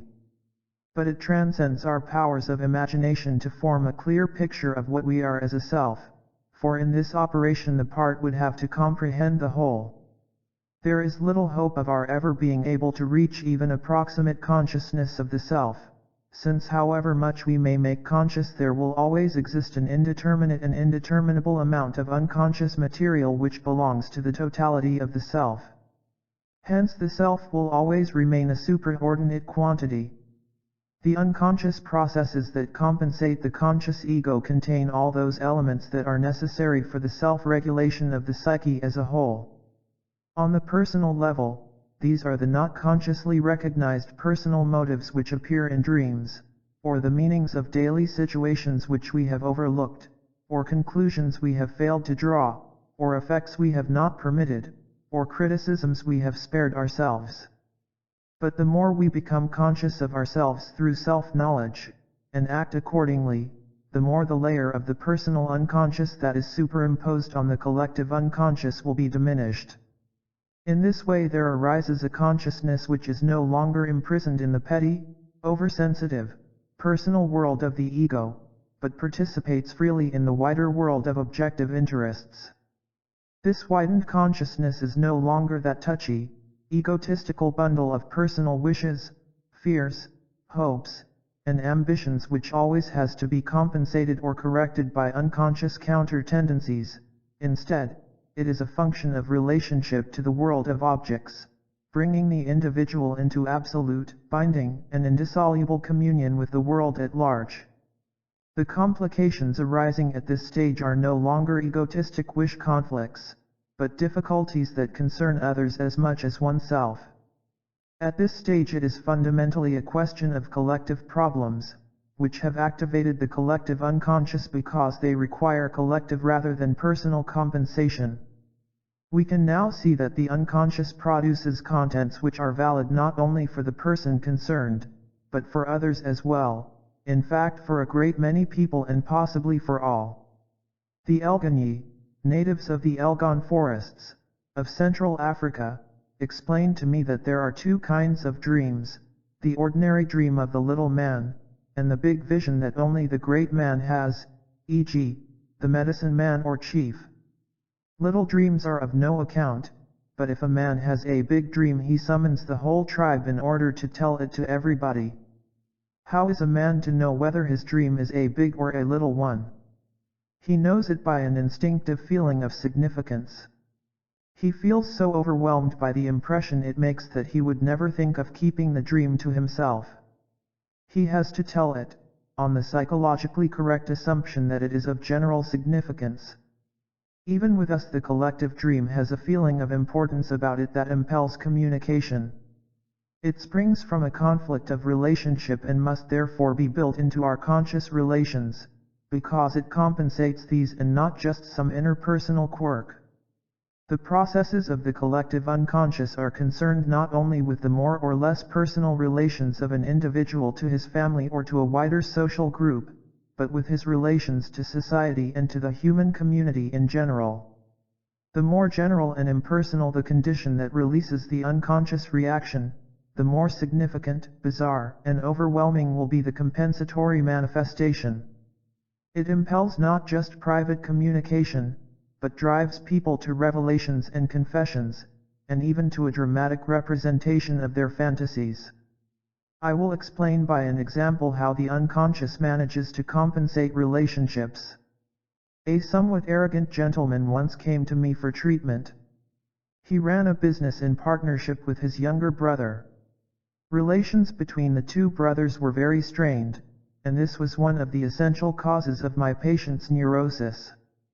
From the information he gave me, the real reason for the tension was not altogether clear. He had all kinds of criticisms to make of his brother, whose gifts he certainly did not show in a very favorable light. The brother frequently came into his dreams, always in the role of a Bismarck, Napoleon, or Julius Caesar.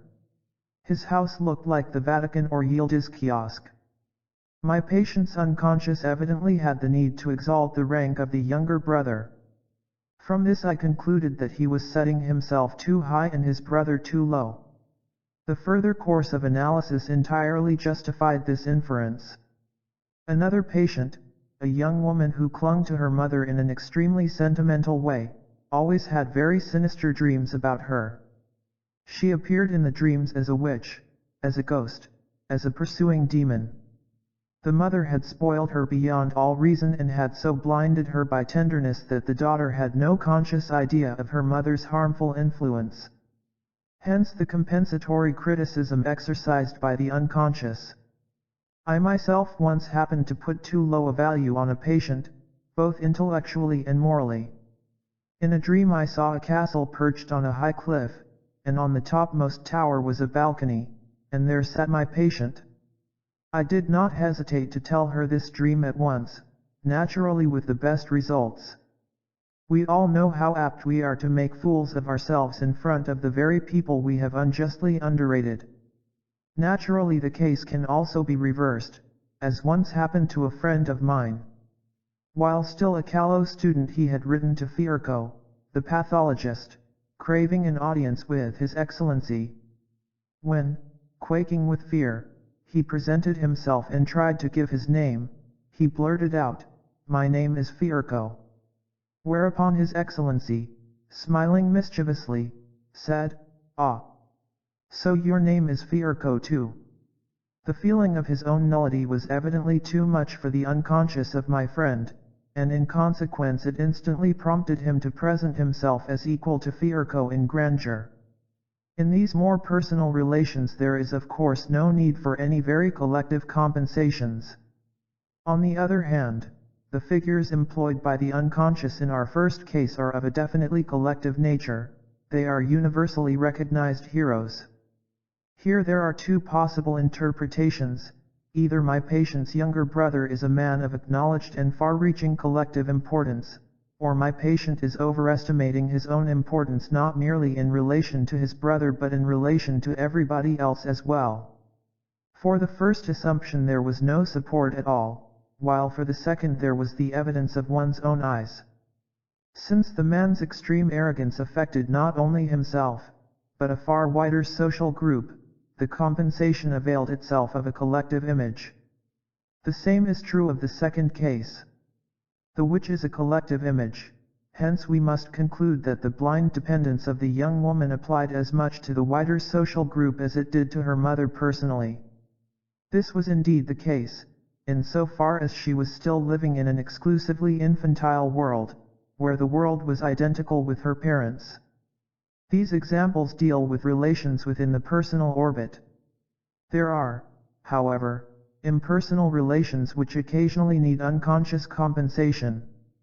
In such cases collective images appear with a more or less mythological character. Moral, philosophical, and religious problems are, on account of their universal validity, the most likely to call for mythological compensation. In the aforementioned novel by H. G. Wells we find a classical type of compensation. Mr. Priemi, a midget personality, discovers that he is really a reincarnation of Sargon, King of Kings. Happily, the genius of the author rescues poor old Sargon from pathological absurdity, and even gives the reader a chance to appreciate the tragic and eternal meaning in this lamentable affray. Mr. Priemi, a complete nonentity, recognizes himself as the point of intersection of all ages past and future. This knowledge is not too dearly bought at the cost of a little madness, provided that Priami is not in the end devoured by that monster of a primordial image, which is in fact what nearly happens to him. The universal problem of evil and sin is another aspect of our impersonal relations to the world. Almost more than any other, therefore, this problem produces collective compensations. One of my patients, aged 16, had as the initial symptom of a severe compulsion neurosis the following dream: he is walking along an unfamiliar street. It is dark, and he hears steps coming behind him. With a feeling of fear he quickens his pace. The footsteps come nearer, and his fear increases. He begins to run. But the footsteps seem to be overtaking him. Finally he turns round, and there he sees the devil. In deathly terror he leaps into the air and hangs there suspended. This dream was repeated twice, a sign of its special urgency. It is a notorious fact that the compulsion neuroses, by reason of their meticulousness and ceremonial punctilio, not only have the surface appearance of a moral problem but are indeed brimful of inhuman beastliness and ruthless evil, against the integration of which the very delicately organized personality puts up a desperate struggle. This explains why so many things have to be performed in ceremonially correct style, as though to counteract the evil hovering in the background. After this dream the neurosis started, and its essential feature was that the patient had, as he put it, to keep himself in a provisional or uncontaminated state of purity. For this purpose he either severed or made invalid all contact with the world and with everything that reminded him of the transitoriness of human existence, by means of lunatic formalities, scrupulous cleansing ceremonies, and the anxious observance of innumerable rules and regulations of an unbelievable complexity. Even before the patient had any suspicion of the hellish existence that lay before him, the dream showed him that if he wanted to come down to earth again there would have to be a pact with evil.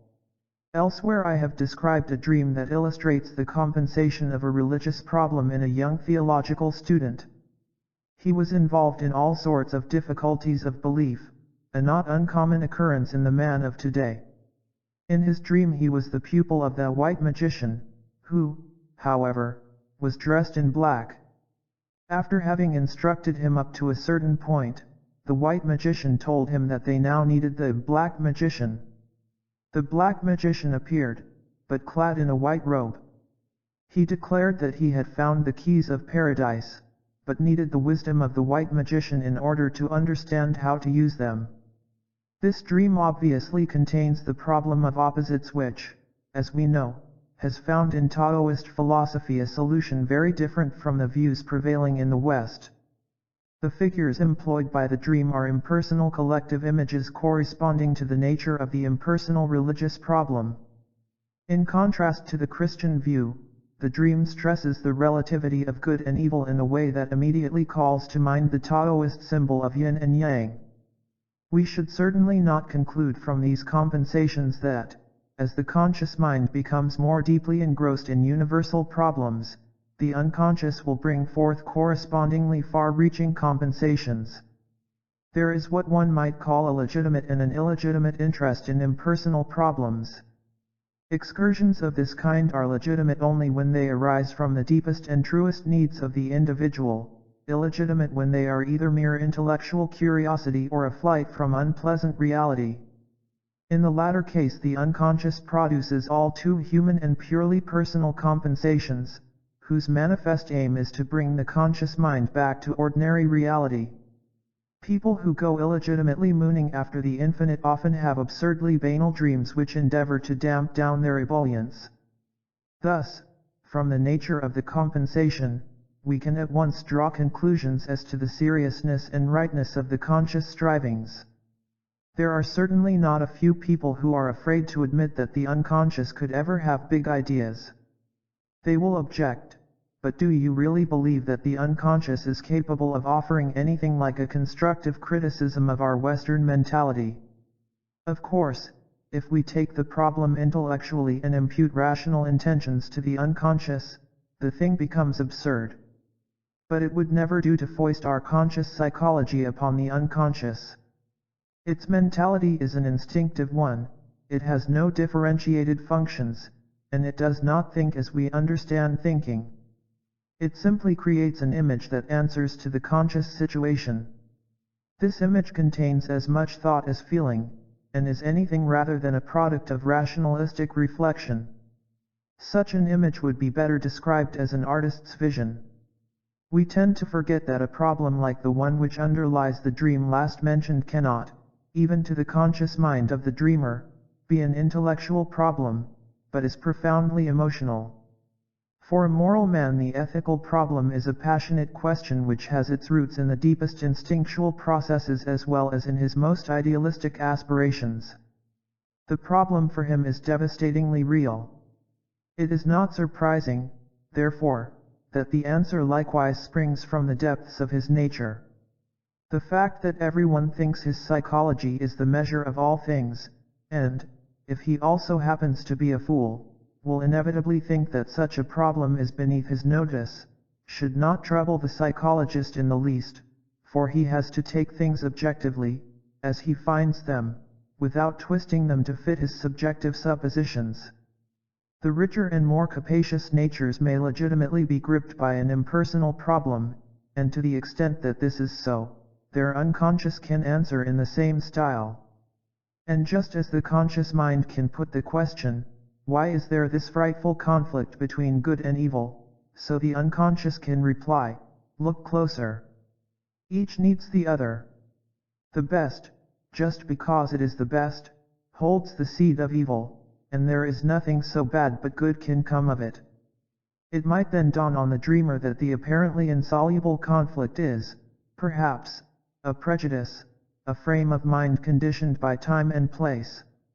The seemingly complex dream image might easily reveal itself as plain, instinctive common sense, as the tiny germ of a rational idea, which a maturer mind could just as well have thought consciously.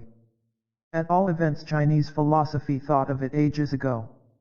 The singularly apt, plastic configuration of thought is the prerogative of that primitive, natural spirit which is alive in all of us and is only obscured by a one-sided conscious development.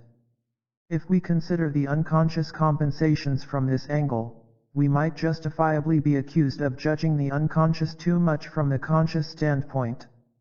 And indeed, in pursuing these reflections, I have always started from the view that the unconscious simply reacts to the conscious contents, albeit in a very significant way, but that it lacks initiative. It is, however, far from my intention to give the impression that the unconscious is merely reactive in all cases. On the contrary, there is a host of experiences which seem to prove that the unconscious is not only spontaneous but can actually take the lead. There are innumerable cases of people who lingered on in a pettifogging unconsciousness, only to become neurotic in the end. Thanks to the neurosis contrived by the unconscious, they are shaken out of their apathy, and this in spite of their own laziness and often desperate resistance. Yet it would, in my view, be wrong to suppose that in such cases the unconscious is working to a deliberate and concerted plan and is striving to realize certain definite ends. I have found nothing to support this assumption. The driving force, so far as it is possible for us to grasp it, seems to be in essence only an urge towards self-realization. If it were a matter of some general teleological plan, then all individuals who enjoy a surplus of unconsciousness would necessarily be driven towards higher consciousness by an irresistible urge. That is plainly not the case. There are vast masses of the population who, despite their notorious unconsciousness, never get anywhere near a neurosis. The few who are smitten by such a fate are really persons of the higher type who, for one reason or another, have remained too long on a primitive level.